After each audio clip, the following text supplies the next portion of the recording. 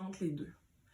Bienvenue à votre capsule 5 minutes. Aujourd'hui, nous allons voir la distinction entre le cobra et le chien face au ciel.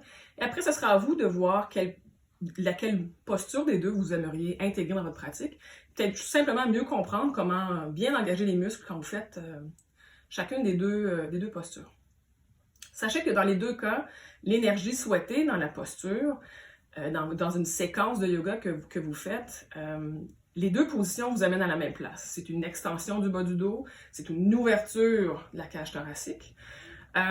Sauf que selon notre énergie, selon la capacité des fois physique que l'on a, l'un ou l'autre va comme dicter un peu notre pratique cette journée-là.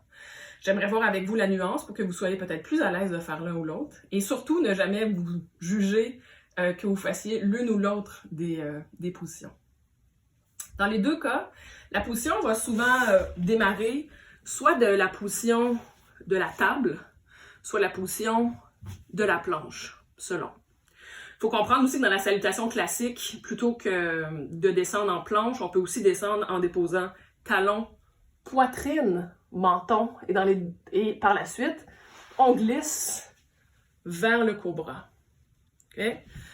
Sinon, l'autre entrée possible, vous pouvez être dans la position de la table, descendre dans un push-up sur les genoux, vous descendez et vous venez en position cobra. Sinon, peut-être que vous rentrez dans la position de la planche, vous descendez et vous entrez dans le cobra.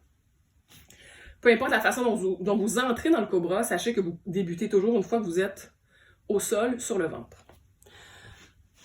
Mains sous les épaules, dessus des pieds, bien solides au sol. Vous pouvez engager légèrement les muscles fessiers, sauf qu'on ne veut pas non plus inhiber les muscles du bas du dos à travailler, puis que ce soit que les muscles fessiers qui nous aident à monter dans la position du cobra. Donc, vous pouvez garder les muscles fessiers éveillés sans pour autant que ce soit que eux qui travaillent. Quand j'amène mes mains sous les épaules, j'amène aussi mes omoplates vers la colonne vertébrale et je descends les omoplates et les épaules vers le bas. Ce qui amène aussi à descendre les coudes vers le bas. Position du cobra, une fois que le haut du dos est bien placé, les mains pressent dans le sol et tirent vers l'arrière, comme si on vous laisse glisser pour avancer. Si j'avais pas de tapis, je serais en train de glisser sur le plancher en ce moment. Je mets mes mains, je tire donc vers l'arrière pour soulever le haut du corps.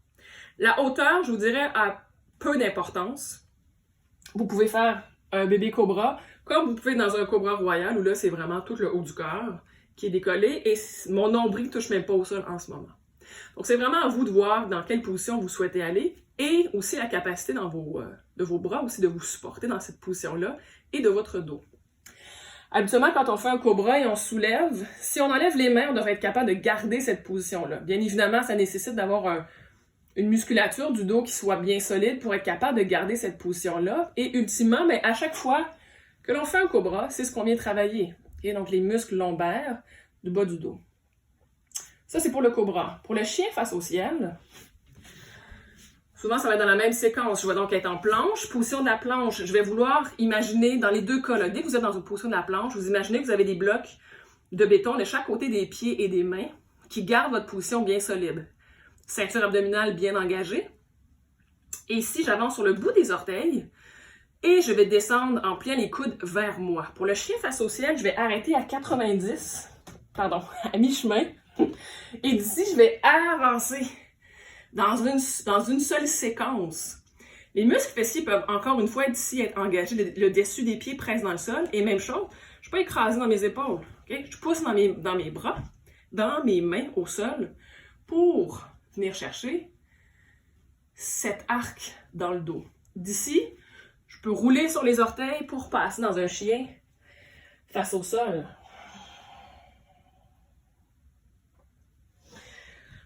Par la suite, c'est à vous de choisir. Peut-être que vous allez faire une séquence sur deux. Peut-être que vous allez faire un cobra. Par la suite, vous allez faire un chien face au ciel. C'est vraiment à vous de voir, mais c'est très important de ne pas vous juger si, par exemple, dans une pratique, vous êtes supposé, okay? Le prof vous dit chien face au ciel. Si vous faites un cobra, ben vous faites un cobra. C'est ce qui est disponible pour vous aujourd'hui. Mais prenez soin de vous dans votre pratique et si vous souhaitez peut-être aller à un autre niveau, si vous voulez essayer une nouvelle position, une nouvelle posture, mais le chien face au ciel reste quand même accessible. Si vous avez des enjeux aux épaules, à vous de voir, OK? Parce que c'est quand même beaucoup de pression dans la mobilité de vos épaules de passer du chien face au sol, du chien face au ciel, pardon, au chien face au sol. Donc cette séquence-là du push-up, du chien face au ciel et du chien face au sol, peut-être que vous allez sentir des fois peut-être un étirement ou une tension, peut-être malheureusement même une douleur aux épaules. Si c'est le cas, allez vers le cobra. Ça ne sert à rien de se blesser, au contraire, on ne veut pas ça. J'espère que cette petite technique de la comparaison entre le cobra et le chien face au ciel va vous aider dans votre pratique quotidienne. Et je vous souhaite en fait une excellente journée.